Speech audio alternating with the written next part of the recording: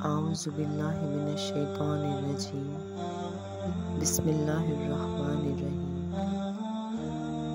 आप सल्लल्लाहु अलैहि वसल्लम ने फरमाया कि तमाम आमाल का दारोमदार नीयत पर है और हर अमल का नतीजा हर इंसान को उसकी नीयत के मुताबिक ही मिलेगा।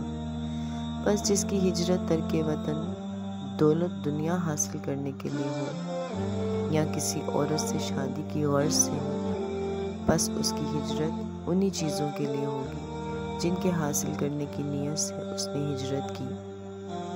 सही बुखारी हदीस नंबर 1। नबी करीम सल्लल्लाहु अलैहि वसल्लम ने फरमाया कि वही नाजिल होते वक्त कभी मुझको घंटी की सी आवाज़ महसूस होती और वही की ये कैफियत मुझ पर बहुत शाख गुजरती। जब ये कैफियत ख़त्म होती है तो मेरे दिलो दिमाग पर उस फरिश्ते के ज़रिए नाज़िल शुदा वही महफूज हो जाती है।